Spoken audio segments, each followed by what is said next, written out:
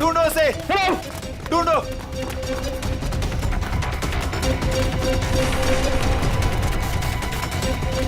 मिला क्या चोर? नहीं मिला। मिला? नहीं मिला। ढूंढो उसे, बच के निकलना नहीं चाहिए हमारी शॉल से। हाँ चलो चलो चलो।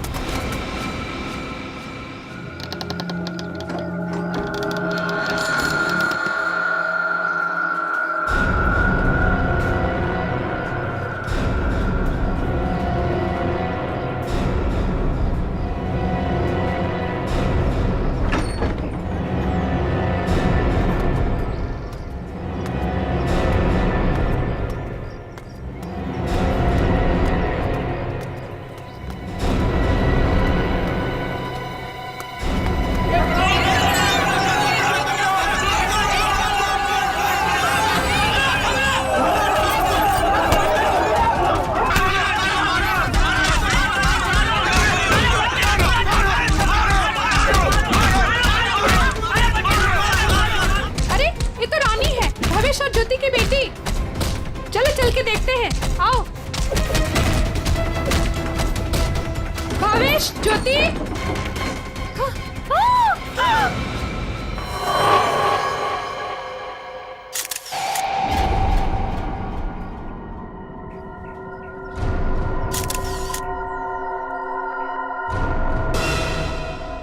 दोनों को गोली मारी गई है और गोली शरीर के आर पार हो गई है।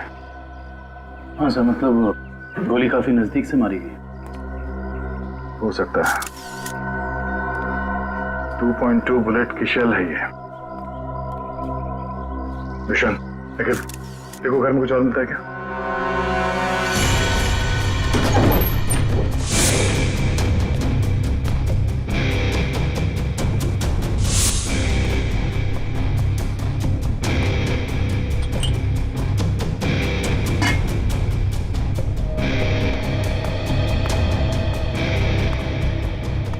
तुमने इन दोनों का खून किया और बच्चा लेके भाग रहे थे ऐसे? साहब, मैंने इनका खून नहीं किया, मुझे गन भी चलाने नहीं आती। मैं 2 दिन से भूखा था साहब। सुबह एक घर से खाना चुराया था, लेकिन भीड़ मेरे पीछे पड़ गई तो भीड़ से बचने के लिए इस घर में छुप गया था साहब। इसकी तलाशी ली? हाँ सर, मगर गन नहीं मिली। आप लोगों ने यहाँ गोली चलने की आवाज सुनी थी? नहीं सर, नहीं। बच्चा चुरा के क्यों भाग रहे थे तुम? साहब, भीड़ से भागते हुए चुराया हुआ खाना फेंक दिया था। घर में इनको मरा पड़ा देखा और बच्चे इनके पास रो रहे थे। फिर मैंने सोचा बच्ची को बेचेंगे तो पैसा मिल जाएगा साहब, बस कुछ नहीं।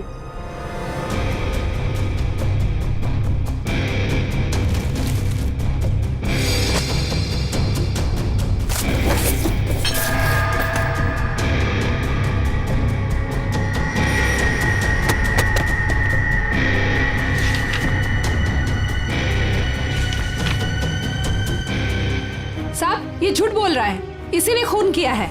इसे हमारे हवाले कर दीजिए, हम इसे सबक सिखाएंगे। हमारे हवाले कर दीजिए, हम इसे सबक सिखाएंगे।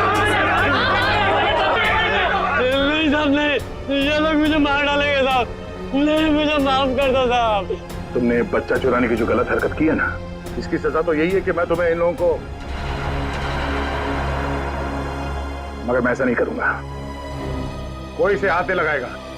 इसकी किए की सजा इसे कानून देगा।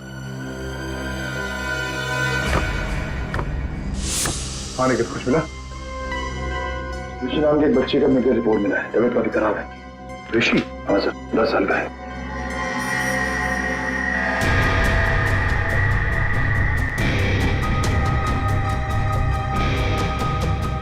भावेश,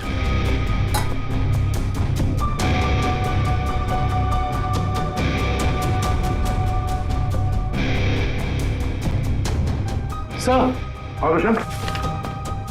सर, ये 3 चाय के कप मिले। इसमें से 2 कप भावेश और ज्योति के हो सकते हैं और ये तीसरा कप किसी मन्नू का हो सकता है, क्योंकि ये जो टिफिन है इस पे भावेश का नाम लिखा है, लेकिन इस टिफिन पे मन्नू का नाम लिखा है। मन्नू? बच्चे को रोने क्या?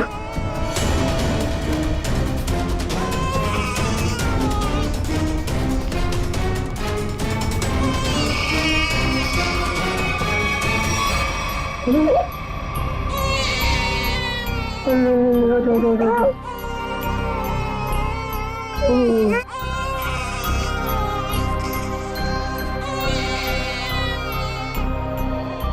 ऋषि कौन है? भावेश और ज्योति का बड़ा बेटा है सर। कितने बच्चे हैं उनके? सर भावेश और ज्योति के 2 बच्चे हैं। ऋषि 10 साल का बेटा जो हॉस्पिटल में भर्ती है, और ये बेटी रानी। सिर्फ 2 बच्चे? हाँ सर, क्यों? तो फिर ये बच्चा किसका है?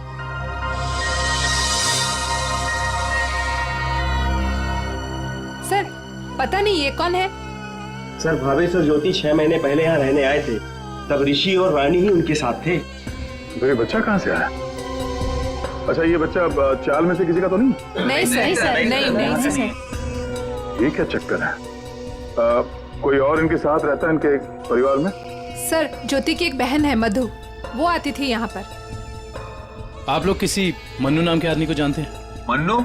नहीं साहब, इस नाम का कोई भी आदमी इस चाल में नहीं रहता। अच्छा, ये भावेश काम कहाँ करता था? सर दिहाड़ी का मजदूर था भावेश। रोज काम के लिए चौराहे पे खड़ा रहता था। जहाँ भी काम मिल जाता वहीं चला जाता। सब कहीं है मन्नू भावेश के साथ तो काम नहीं करता था। सर, ये बच्चा कौन है ये कैसे पता चलेगा?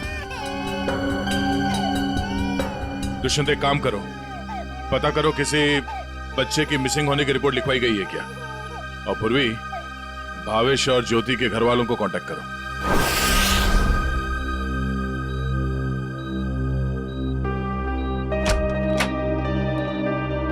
डॉक्टर साहब, हम सीआईडी से।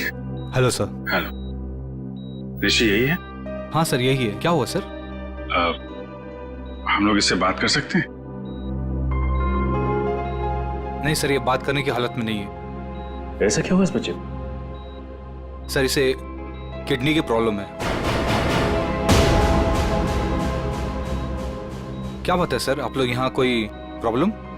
एक्चुअली ऋषि के माँ बाप अब नहीं रहे। क्या? माय गॉड, इसलिए इसके इलाज के लिए आज कोई रकम जमा करने नहीं आया। क्या मतलब? इलाज के लिए रकम? हाँ सर, एक्चुअली ऋषि का आज एक ऑपरेशन होने वाला था। इसके घर वाले आज 10 लाख रुपए जमा करने वाले थे। 10 लाख? ये वो लोग 10 लाख रुपए कैसे जमा कर पाते हैं? सर देखिए, 1 महीना पहले भी ऋषि का ऑपरेशन हो चुका था और तब भी उन्होंने 10 लाख रुपए जमा कर दिए थे। क्या? और सर, इस ऑपरेशन के लिए भी उन्होंने पैसों का इंतजाम कर दिया था। मैं उन्हीं का वेट कर रहा था। सर, आज मुझे इसे किसी भी हालत में ऑपरेशन करना पड़ेगा, वरना इसकी जान को खतरा है सर। डॉक्टर साहब, आप ये ऑपरेशन शुरू करिए, पैसों का इंतजाम हम लोग करेंगे। ठीक है सर, आप कहते हैं तो हम ऑपरेशन शुरू कर देते हैं। Okay sir.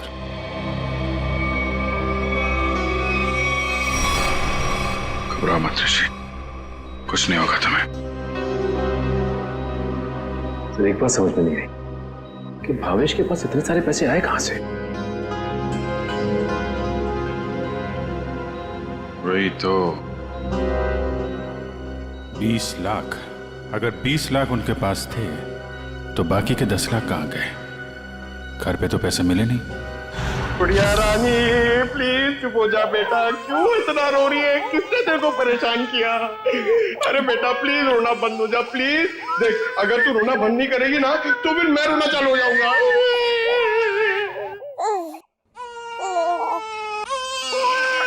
अरे सर इसका कुछ करो ना सर, प्लीज इसको चुप कराओ ना। अबे पंकज, ये दोनों तो रोने का कंपटीशन कर रहे हैं। आपने इतने साल से शादी कर रखी है, आपको समझ में नहीं आता? बीवी ने कुछ सिखाया नहीं आपको बच्चों को कैसे हैंडल करना है? पंकज, यही तो ट्रेजेडी है मेरे लाइफ की। मेरी बीवी तो हमेशा मुझे ही रुलाती रहती है। ये नहीं किया, वो नहीं किया, तुम्हें चाय बनाने नहीं आती, कितना कम पैसा कमाते हो, हमेशा डांटती रहती है। चुप रहना तो। एसीपी साहब ने सिखाया है। कैसे? मैं कोशिश करता हूँ। एसीपी साहब आएंगे, दूध मलाई लाएंगे, मुन्ने को खिलाएंगे, मुन्ना खूब खाएगा, चुप हो जाएगा। चुप हो गया। अरे सर ये बहुत रो रही है सर, इसको भी चुप कराओ ना प्लीज। अबे नहीं, मेरी आवाज से ये वापस जाग जाएगा। तू एक काम कर, उस कोने में जा, एसीपी साहब का नाम लेके और कुछ भी गा ले। क्या गाँव मेरे समझ में नहीं आ रहा है। हाँ। गांव से 20-20 कोस दूर जब भी कोई बच्चा रोता है तो माँ कहती है बेटा सो जा वरना एसीपी सर आ जाएंगे।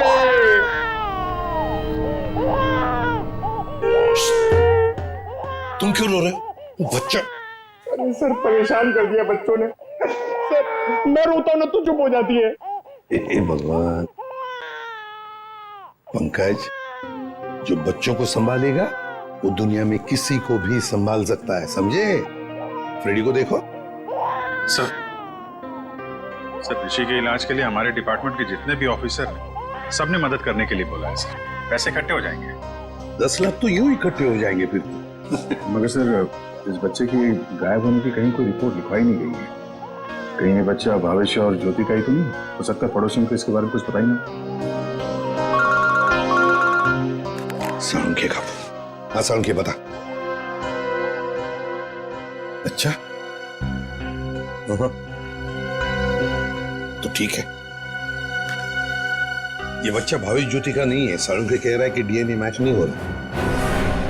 तो फिर ये बच्चा है कौन सा और भावेश के घर में कैसे पहुंचा सर?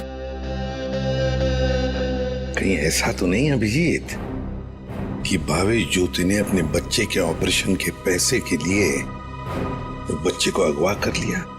सर पता करना पड़ेगा कि ये बच्चा कौन से हॉस्पिटल में पैदा हुआ है, वहां से शायद इसके माँ बाप के बारे में कुछ पता कर सकते हैं। हाँ सर बच्ची का नाम तो पता है रानी, बच्चे का नाम रखना पड़ेगा सर कुछ तो। अच्छा नाम आ रहा है दिमाग में। क्या सर? पार्थ। हाँ पार्थ तो बहुत अच्छा नाम है ना? पार्थ। फ्रेडी तुम्हारा बच्चा क्यों रो रहा है? अरे सर आपने इसका नाम लिया और ये रो पड़ा। मैंने इसे कहा था कि आप दूध मलाई लाएंगे। दूध मलाई? अब मेरे लिए नहीं सर, इसके लिए। रेडी सर, मैं ले आई। अरे पूर्वी अच्छा किया तुमने, बच्चे को गोद में खिला खिला के मेरे पसीने छूट गए। लाइए मैं देखती हूँ।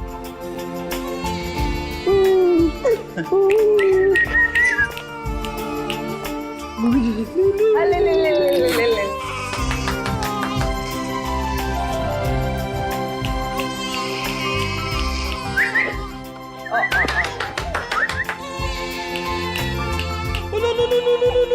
सर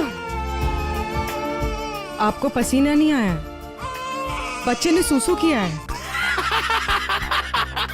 अरे बेटा गोद में खिलाने का अच्छा तोहफा दिया तूने। पूर्वी बच्चे की नापी बदल दो और फ्रेडी तुम अपने कपड़े बदल लो। ले ले ले ले ये ले। चाहो तो नहा भी सकते हो। डायपर चेंज करके आता हूँ। डायपर? हाँ।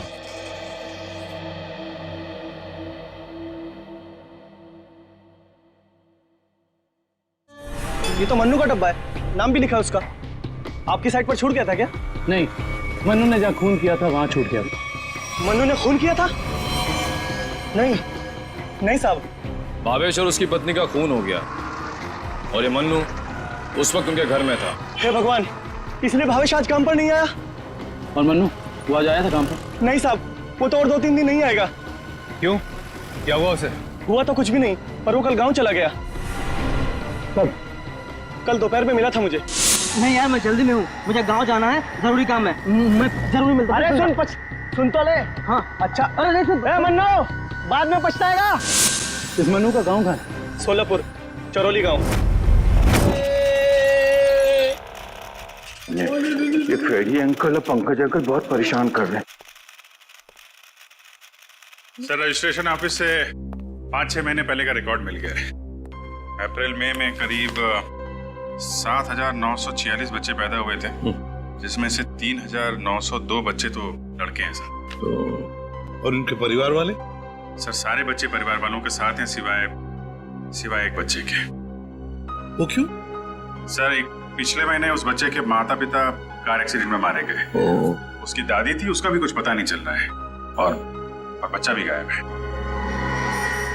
बच्चा भी गायब है, दादी भी गायब है। अभिजीत, कहीं ये हमारा ये बच्चा तो नहीं है? उस दादी का पोता? पता लगाना पड़ेगा इस दादी का, कहाँ है, किस हालत में है ये दादी। बेटा दिन भर काम काम काम, इतना काम किसके लिए करते हैं? हाँ, सिर्फ 4 लोग तो है घर में, तुम, तुम्हारी बीवी, तुम्हारा बच्चा और मैं। और भगवान की दया से बहुत कुछ है हमारे पास। जिंदगी में पैसा ही सब कुछ नहीं होता है बेटा, और पैसे से जो मिलता है सब कुछ है हमारे घर में। लेकिन खुशी नहीं है, खुशी नहीं है बेटा। जा देख आईने में अपना चेहरा देख, कितना मुरझा गया है तू। और एक माँ बच्चे का मुरझाया हुआ चेहरा नहीं देख सकती। अले रो मत रे मेरा बच्चा। ये देख तेरा बच्चा, मेरा एकलौता पोता, इस घर का एकलौता वारिस। लेकिन टाइम है तुम्हारे पास इसके लिए? है टाइम? एक दिन ये भी मुरझा जाएगा और उस दिन तू बहुत पछताएगा, देख ले, बहुत पछताएगा। लेकिन तुझे इसकी जरा भी फिक्र नहीं है ना? ठीक है, जा तू मुंह हाथ धो ले और थोड़ा आराम कर ले। हाँ, तब तक मैं तेरे बच्चे से खेलती हूँ। और ले लो लला रहे, क्यों रो रहा है बच्चा? अरे दूध चाहिए, दूध, भूख लगा है, दूध पिएगा? दादी दूध पिलाती, दादी दूध पिलाती। इतने बड़े दुख की बात है ना, इन्होंने अपना सब कुछ खो दिया। सच, अपना बेटा, बहू और अपना पोता भी एक ही झटके में सब खत्म हो। अरे दूध नहीं पिएगा? बाप की तरह भूखा रहेगा? हाँ ठीक है, मैं तुझे सुलाती। लल्ला लल्ला लोरी, दूध की कटोरी, दूध में बताशा, मेरा पोता करे तमाशा।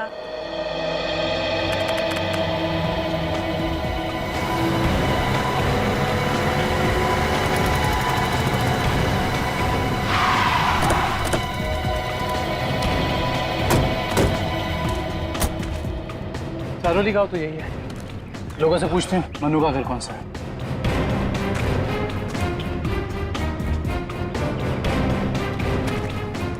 भाई साहब, ये रास्ता मनु के घर की तरफ जाता है। मनु साहब, वो रहा मनु।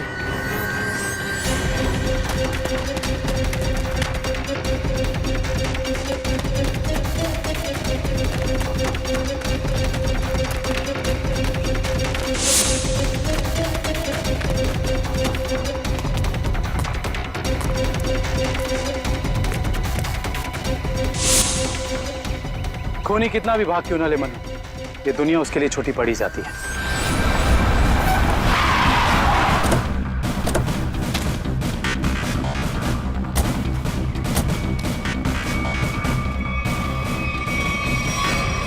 आइए सर, सावित्री देवी की दिमागी हालत बहुत खराब है।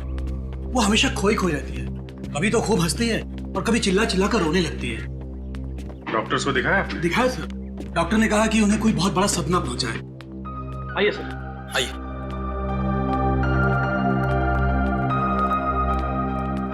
सर, ये रही सावित्री देवी।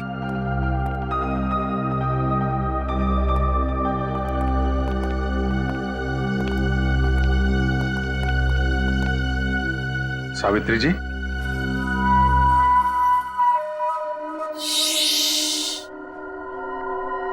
मेरा लाल सो रहा है।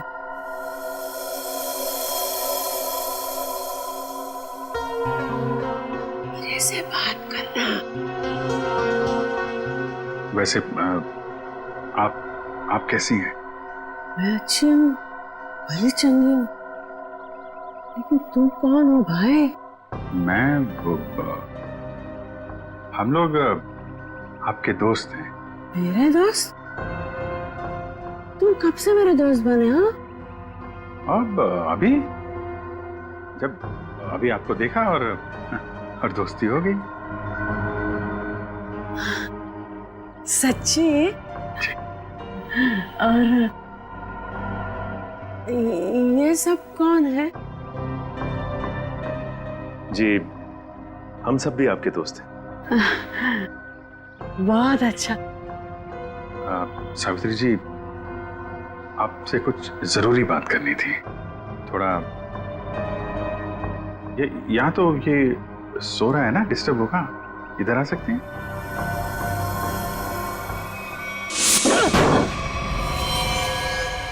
साहब, ना तो मैंने भावेश और उसकी बीवी को मारा है और ना ही मुझे उन 10 लाख रुपए के बारे में कुछ पता है। झूठ बोल रहा है तू मनु।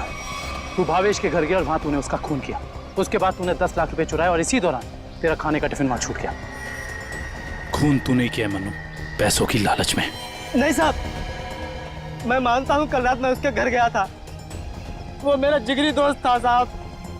कल रात मैंने उसके साथ चाय भी पी थी, लेकिन गलती से मैं उसके घर अपना टिफिन भूल गया था साहब। रास्ते में मुझे याद आया, मैं तुरंत उसके घर टिफिन लेने गया। मैं जैसे उसके घर के बाहर पहुंचा, अंदर से चीखने की आवाजें आ रही थी। खिड़की से झांक कर अंदर देखा तो अंदर एक आदमी भावेश और उसकी बीवी के सामने बंदूक तान कर खड़ा था और फिर उसने गोली चला दी और फिर डर के मारे मेरी चीख निकल गई साहब। मुझे लगा उस आदमी ने मुझे देख लिया, कहीं वो मुझे भी ना मार दे, इसीलिए मैं शहर से भागकर यहाँ आ गया साहब। तुमने उस आदमी का चेहरा देखा था? नहीं साहब, उसकी पीठ मेरी तरफ थी, इसलिए मैं उसका चेहरा ठीक से देख नहीं पाया। इतना बड़ा हादसा हो गया मनु, और तूने सीआईडी को बताना जरूरी नहीं समझा। जानता है ना, ये भी एक बहुत बड़ा जुर्म है। ब्यूरो ले चलो उसे। आपका पोता हमारे पास है। मेरा पोता तो यहाँ सो रहा है ना?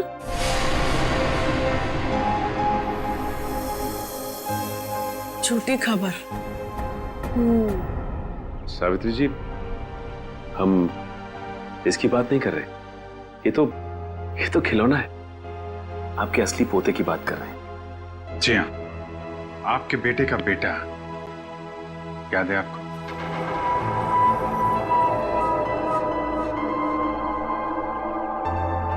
सावित्री जी, आपको अपना बेटा याद है ना? आपका बेटा, आपकी बहू, उनका बच्चा जो अब 6 महीने का हो गया है।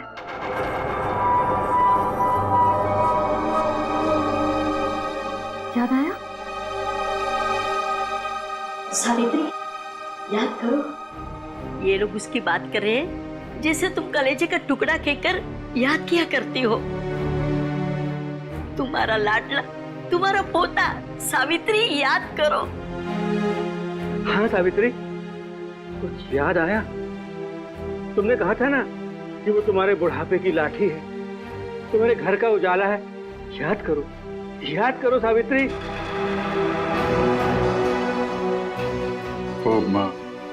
वो हमारे पास है। हम बहुत जल्द आपसे मिलवाएंगे। आप समझ रही हैं ना सावित्री जी? कोई फायदा नहीं है सर, वो आपको कुछ बता नहीं पाएंगे।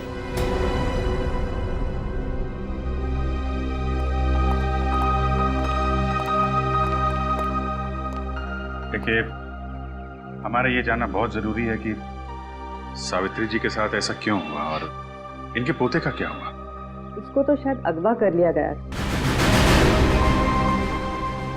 इनसे 20 लाख रुपए भी मांगे गए थे, लेकिन इनके परिवार में तो कोई भी नहीं है। उनके बहू और बेटे की दोनों की एक एक्सीडेंट में मौत हो चुकी है। घर भी बिक चुका है। ये खुद इस सदमे से अभी तक बाहर नहीं निकली है। बहुत बुरा हाल है इनका। Thank you very much.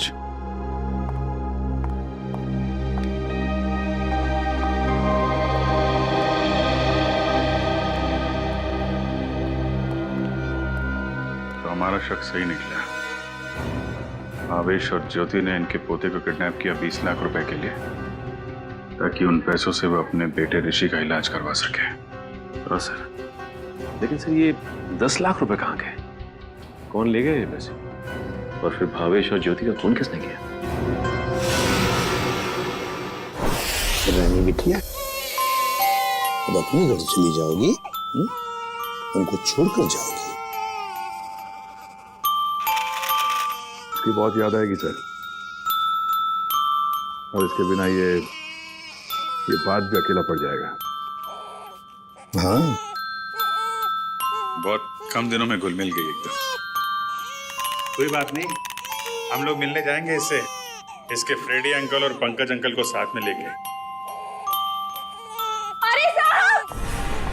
अरे साहब, किसने मारा मेरे बहन भाइयों को? मैं तो लुट गई, बर्बाद हो गई। आप लोग उसका नाम बताइए, मैं उसे जिंदा नहीं छोड़ूंगी। चुप, शांत हो जाइए। खूनी को हम ढूंढ रहे हैं, आप शांत हो जाइए। अरे कैसे शांत हो जाओ सर? मैंने तो सोचा था कि अब तक आप लोगों ने खूनी को ढूंढ लिया होगा, पर आप लोगों ने मुझे यहाँ बुलाया क्यों है? देखिए, इस रानी बच्ची को आपको सौंपने के लिए यहाँ पर हमने बुलाया। क्यों? मैं क्या करूंगी इसका? अरे बच्चे के माँ बाप मर चुके हैं, आप इसकी मौसी है, ये भतीजी है आपकी, और आपके अलावा कौन सा आ रहा है इसका? अरे काहे की मौसी और काहे की भतीजी? मैं सिर्फ ऋषि की मौसी हूँ, जो उनका सगा बेटा है और अब अस्पताल में अनाथ पड़ा है। और ये रानी? वो भावेश के बहन की बेटी है, जो उसे जन्म देते ही मर गई थी। तो पाल रहे थे भावेश और ज्योति से। भावेश की बहन की बेटी? हाँ जी। तो फिर इस बच्ची के आप रिश्तेदार हो, आपसे बेहतर कौन संभाल सकता है इस बच्ची को? अरे सर, आजकल महंगाई के जमाने में अपने बच्चों को पालना पोसना बहुत मुश्किल है। इन्हें कैसे पालूं मैं? आप कहीं कोई बहाना तो नहीं बना रही ताकि बच्ची को ना ले जाना पड़े? देखिए साहब, झूठ बोले कौवा काटे। अगर आप लोगों को मेरी बात का यकीन नहीं है तो ग्रीन रूट अस्पताल में जाके पता कर लीजिए। 26 अप्रैल को ये पैदा हुई थी वहाँ पे। एक मिनट। 26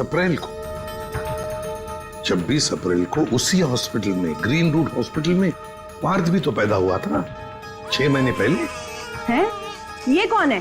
नहीं कुछ नहीं, वो आपके मतलब की बात नहीं है।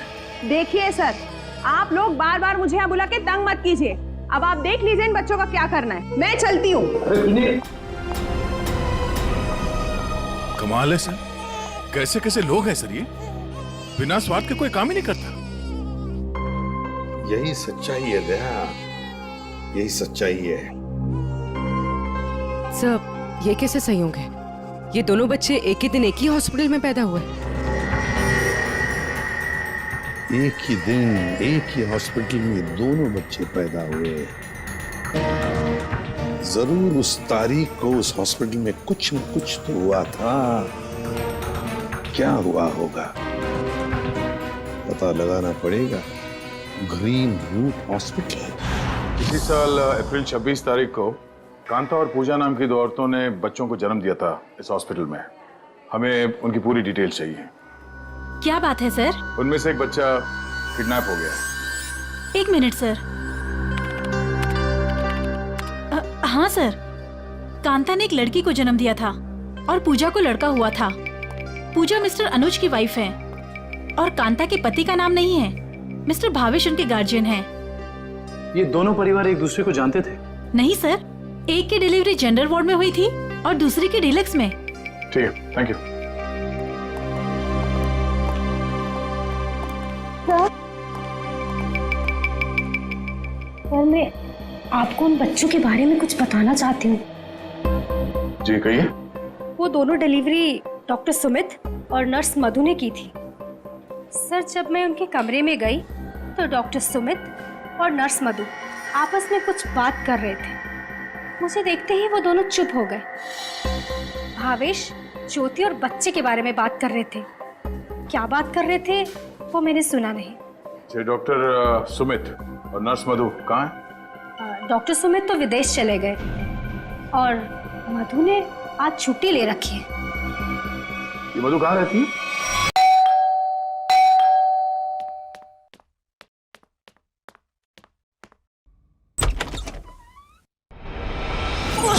कौन हो तुम? हाँ? कौन हो तुम?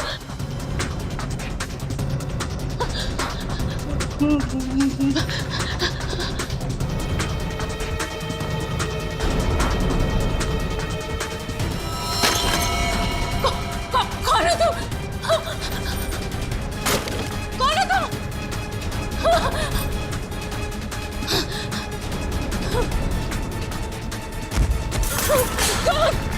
कौन हो तुम?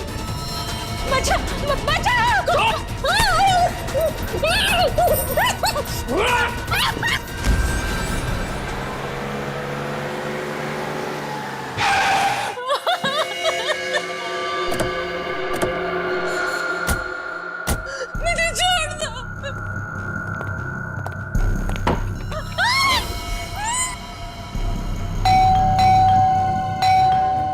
बस दरवाजा क्यों नहीं खोल रही है?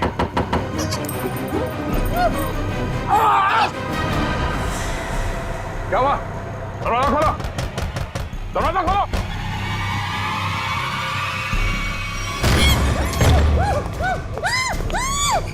ए! खोलो!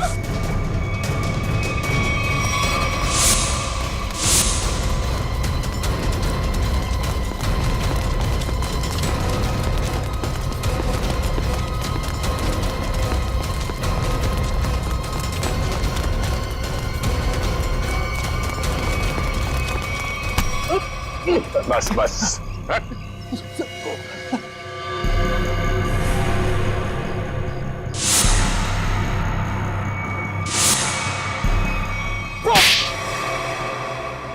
बच्चों को अगवा करने में मेरा कोई हाथ नहीं है। 6 महीने पहले मैंने सिर्फ उनकी अदला बदली की थी। जब वो दोनों पैदा हुए थे ग्रीन रूट हॉस्पिटल में। बस इसके अलावा मुझे कुछ नहीं पता। क्यों की थी अदला बदली? हाँ? भावेश ने मुझे कहा था कि उसकी बहन के बेटे को एक अमीर औरत की बेटी से बदल देना और कहा था कि किसी को भी पता नहीं चलना चाहिए। उसके लिए अमीर लोगों ने मुझे पैसे भी दिलाए थे। एक मिनट। भावेश की बहन को तो बेटी हुई थी ना, वो रानी? नहीं सर, उसे बेटा हुआ था और उस अमीर औरत को बेटी हुई थी। उस अमीर परिवार को वारिस चाहिए था। उसके लिए भावेश की बहन के बेटे को वो अपना बेटा बनाकर ले गए। भावेश की बहन मर गई और भावेश अमीर घर की बेटी को अपने साथ ले गया? जी सर। अमीर घर के लोगों को चाहिए था वारिस, एक लड़का, और भावेश को अपने बेटे ऋषि का इलाज करने के लिए चाहिए था पैसा, 20 लाख रुपए। दोनों ने बच्चों की अदला बदली की और अपना स्वार्थ पूरा कर लिया। और ये धनीराम, इससे क्या दुश्मनी है तुम्हारी? पता नहीं सर, मैं तो इसे जानती भी नहीं। क्यों धनीराम? भावेश और ज्योति को मार के उनके 10 लाख रुपए लूट लिए तुमने। अब इससे क्या चाहते हो? हा?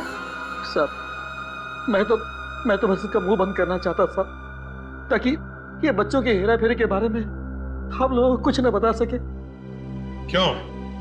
सर, मैं उस अमीर परिवार के घर में नौकरी करता था सर। उनकी मौत के बाद भावेश की बहन का बेटा मेरे पास आ गया सर।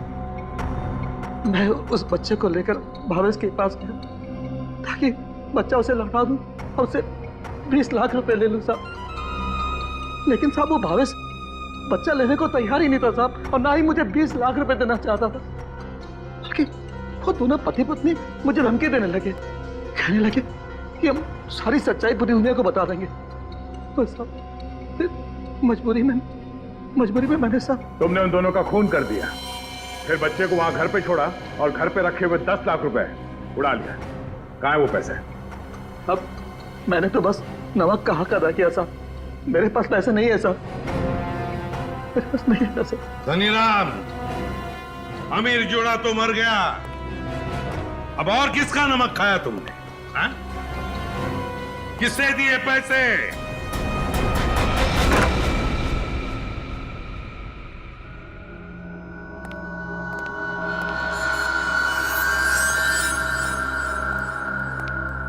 क्यों किया आपने ये सब?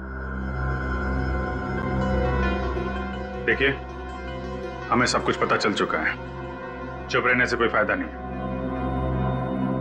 हम समझ सकते हैं कि इस उम्र में जिंदगी से जूझना मुश्किल हो जाता है, लेकिन गुनाह तो गुनाह है ना।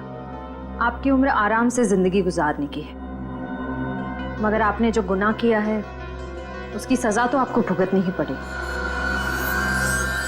अफसोस गुनाह करने से पहले करना चाहिए था। अब चुप रहने से आपके गुनाह मिट नहीं सकते, आपको हमारे साथ चलना पड़ेगा।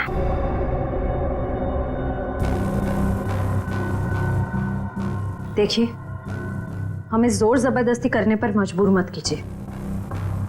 हम सिर्फ आपकी उम्र का लिहाज कर रहे हैं, वरना मुजरिमों से निपटना हमें खूब आता है। श्रेया, सावित्री जी, सावित्री जी,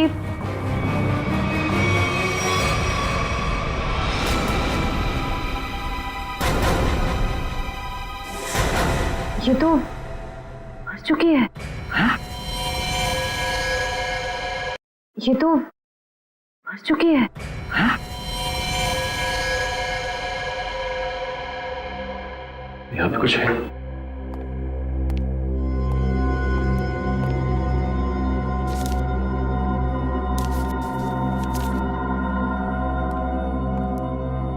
ये देखिए सर, सावित्री जी के हाथ का लिखा लेटर। मैं मुजरिम हूं, ये सब मैंने किया है। एक्सीडेंट में मेरे बेटे और बहू की मौत के बाद मेरा सब कुछ खत्म हो गया। बेटे के लेनदार मेरे पीछे पड़ गए और सब कुछ नीलाम करने के बाद भी मैं उनके कर्जे नहीं चुका सकती थी। इसलिए मैंने धनीराम को भावेश के घर में भेजा कि वो अपनी बहन का बेटा वापस ले ले और जो 20 लाख रुपए मैंने दिए थे वो मुझे लौटा दे। लेकिन भावेश ने मना कर दिया और गुस्से में धनीराम ने उनका खून कर दिया। ये सब मैंने वारिस के चक्कर में किया था। अपनी पोती को दे के बेटा चाहती थी मैं। ये मेरी सबसे बड़ी भूल थी। बेटी हो या बेटा, कोई फर्क नहीं पड़ता, दोनों भगवान की देन है। मैं ऐसी शर्मनाक जिंदगी नहीं जी सकती, इसलिए मैं खुदकुशी कर रही हूं। हो सके तो मुझे माफ कर देना सावित्री।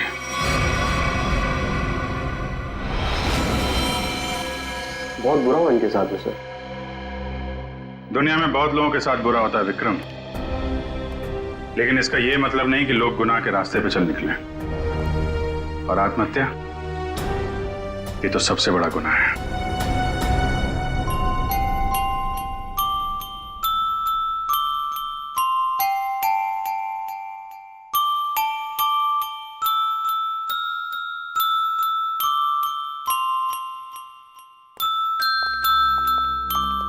आप लोग प्लीज थोड़ी देर यहीं रुकिएगा। हेलो बोलो, हेलो, ये लो, हेलो, हेलो, हेलो। दया,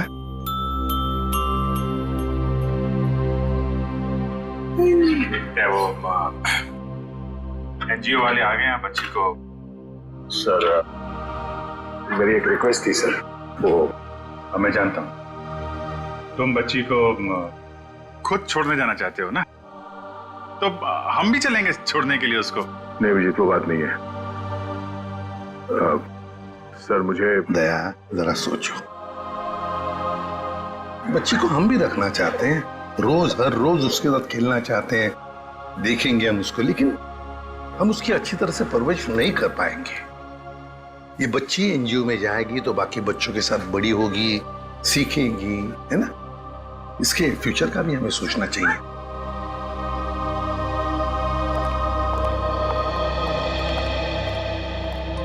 सर आप चिंता मत कीजिए, हम आपसे प्रॉमिस करते हैं कि हम बच्चों का पूरा ख्याल रखेंगे। अब आप इन्हें हमें सौंप दीजिए। जी। दया, पुष्पा, संगीता, बच्चों को ले आओ।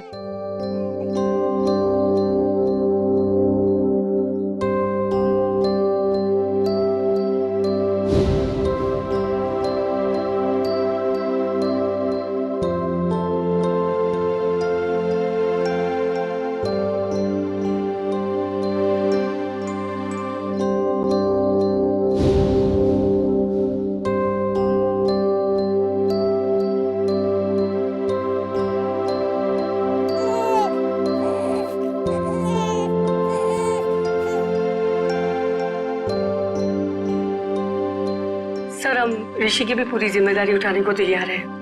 उसकी हर सुविधा का हम ख्याल रखेंगे। पता है मुझे, लेकिन देखिए ऋषि के इलाज के सारा खर्चा सीआईडी उठाएगी। ओके जी, thank you. Thank you. For more updates, subscribe to our channel, click the show links and enjoy watching the videos.